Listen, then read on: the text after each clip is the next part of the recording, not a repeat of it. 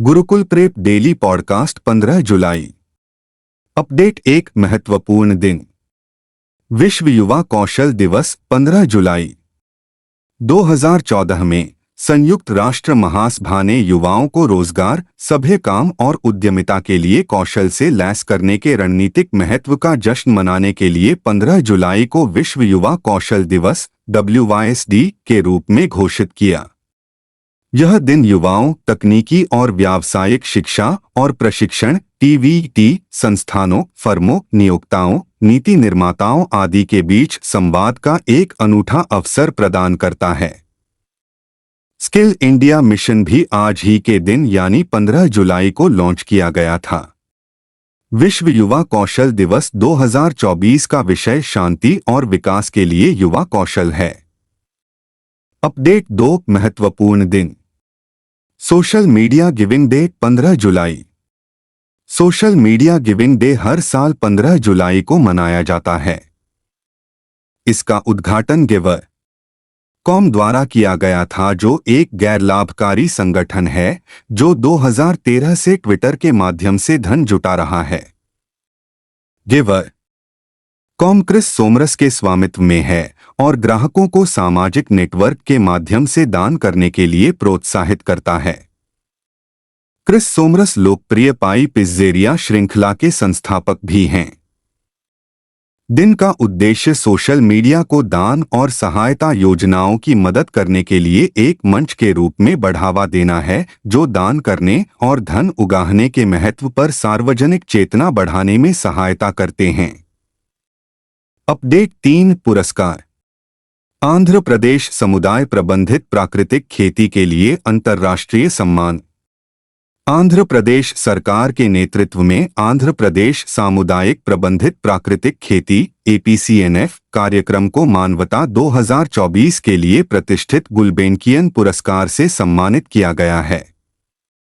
Jury की अध्यक्ष और जर्मनी की पूर्व संघीय चांसलर डॉ. एंजेला मर्केल ने पुर्तगाल के लिस्बन में एक समारोह के दौरान यह घोषणा की। इस कार्यक्रम में पुर्तगाल के राष्ट्रपति और अन्य सरकारी अधिकारियों सहित गणमान्य व्यक्तियों के साथ साथ दुनिया भर के विशेषज्ञों ने भाग लिया। APCNF ने यूरो 1 मिलियन का पुरस्कार संयुक्त राज्य अमेरिका के एक प्रसिद्ध मिट्टी वैज्ञानिक डॉ.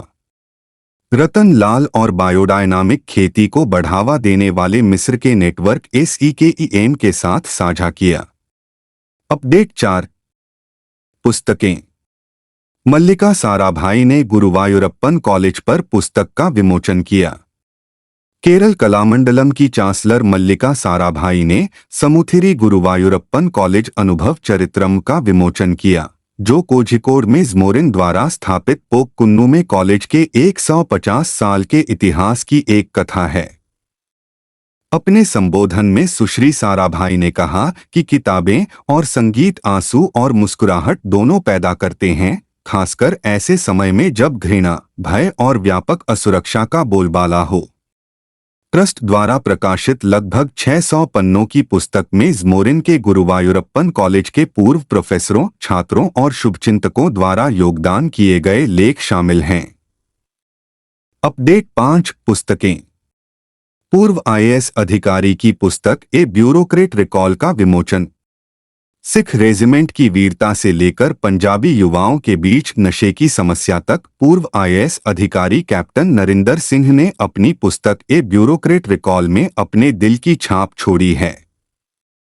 पंजाब के लोकपाल न्यायमूर्ति VK शर्मा ने यहां रक्षा सेवा अधिकारी संस्थान DSOI में सैन्य अधिकारियों, सेवारत और सेवानिवृत्त नौकरशाहों तथा साहित्यकारों की मौजूदगी में पुस्तक का विमोचन किया। कैप्टन नरिंदर सिंह की यह तीसरी किताब है। उन्होंने इससे पहले 2 किताबें जीवन खेद और वाइब्रेंट कलर्स ऑफ पंजाब लिखी थीं। पुस्तक कैप्टन नरिंदर सिंह के जीवन और सीखने का विस्तृत विवरण प्रस्तुत करती है। अपडेट। 6 रैंक और रिपोर्ट।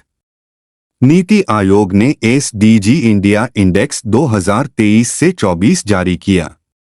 नीति आयोग ने SDG इंडिया इंडेक्स 2023 से 24 जारी किया है और कहा है कि भारत वैश्विक चुनौतियों के बावजूद सतत विकास लक्ष्यों की ओर बढ़ रहा है। सूचकांक को नीति आयोग के उपाध्यक्ष सुमन बेरी ने नीति आयोग के सीईओ BVR सुब्रह्मण्यम की उपस्थिति में लॉन्च किया। श्री सुब्रह्मण्यम ने कहा कि भारत के लिए समग्र स्कोर 2018 में 57 से बढ़कर 2020 से 21 में 66 हो गया और 2023 से 24 में 71 हो गया। SDG इंडिया इंडेक्स 113 संकेतकों पर सभी राज्यों और केंद्र शासित प्रदेशों की राष्ट्रीय प्रगति को मापता है और ट्रैक करता है। यह प्रत्येक राज्य और केंद्र शासित प्रदेश के लिए 16 SDG पर लक्ष्यवार स्कोर की गणना करता है। अपडेट 7 रैंक और रिपोर्ट। खुदरा मुद्रास्फीति जून में बढ़कर 5.08% हुई। सब्जियों पर लू के प्रभाव को देखते हुए खाद्य मुद्रास्फीति के 9.4% तक पहुंचने के कारण जून में खुदरा मुद्रास्फीति बढ़कर 4 महीने के उच्चतम स्तर 5.08% पर पहुंच गई, जो इससे पिछले महीने में 4.75% थी। सरकारी आंकड़ों के अनुसार अनाज, मांस एवं मछली, अंडे, डेयरी, तेल एवं वसा, फलों, सब्जियों, दालों, चीनी, मसालों तथा तैयार स्नैक्स व मिठाइयों की खुदरा मुद्रास्फीति में मासिक वृद्धि हुई है। ये आंकड़े सभी राज्यों और केंद्र शासित प्रदेशों के 1114 शहरी बाजारों और 1181 गांवों से एकत्र किए गए। खाद्य मुद्रास्फीति के 8.7% के आसपास रहने के बावजूद मुद्रास्फीति पिछले महीने में 12 महीने के निचले स्तर 4.75% पर आ गई थी। अपडेट 8 योजनाएं और समितियां। हरियाणा कैबिनेट ने पहले चरण में 5000 नौकरियां प्रदान करने के लिए IT सक्षम युवा योजना को मंजूरी दी। हरियाणा सरकार ने युवा सशक्तिकरण और रोजगार को बढ़ावा देने के लिए IT सक्षम युवा योजना 2024 शुरू की है। इस योजना का लक्ष्य अपने पहले चरण में 5000 युवाओं को रोजगार प्रदान करना है। यह योजना पूर्व मुख्यमंत्री मनोहर लाल खट्टर द्वारा 2024 से 25 के बजट भाषण के दौरान घोषित व्यापक मिशन 60,000 फीट का हिस्सा है और गरीब परिवारों के कम से कम 60,000 युवाओं को रोजगार देने का प्रयास करती है। इस योजना के तहत IT पृष्ठभूमि वाले स्नातक और स्नातकोत्तर आवेदक हरियाणा IT कार्यक्रम में भाग लेंगे, जो विशेष रूप से डिजाइन किया गया अल्पकालिक पाठ्यक्रम है जो न्यूनतम 3 महीने तक चलता है। अपडेट 9 राज्य। रांची झारखंड में पूर्वी भारत का पहला दिव्यांग विश्वविद्यालय। पूर्व मुख्यमंत्री और झारखंड के उच्च और तकनीकी शिक्षा मंत्री चंपई सोरेन ने राज्य की राजधानी रांची के बाहरी इलाके में शारीरिक रूप से विकलांगों के लिए पूर्वी भारत का पहला विश्वविद्यालय बनाने के प्रस्ताव की घोषणा की। रांची में उच्च और तकनीकी शिक्षा की योजनाओं की समीक्षा करने वाले चंपई ने कहा कि प्रस्ताव को औपचारिक मंजूरी के लिए कैबिनेट को भेजा जाएगा। मंत्री महोदय ने कहा कि प्रस्तावित विश्वविद्यालय में दिव्यांगों विकलांगों की आवश्यकताओं के अनुरूप शिक्षा के लिए विशेष व्यवस्था की जाएगी और दिव्यांगजन अधिकार अधिनियम 2016 के मानदंडों का कड़ाई से पालन किया जाएगा।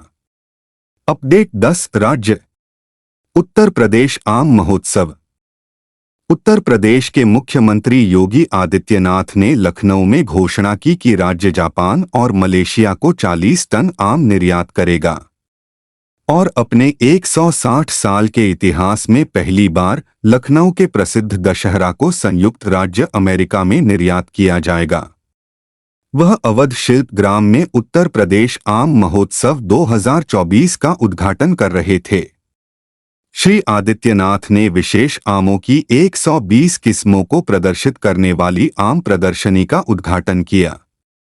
जुलाई के 12 से 14 तक चलने वाले 3 दिवसीय आम महोत्सव में आम खाने की प्रतियोगिता और एक प्रशिक्षण संगोष्ठी शामिल थी, जिसमें यूपी, उत्तराखंड, मध्य प्रदेश, राजस्थान और छत्तीसगढ़ के आम किसानों ने भाग लिया।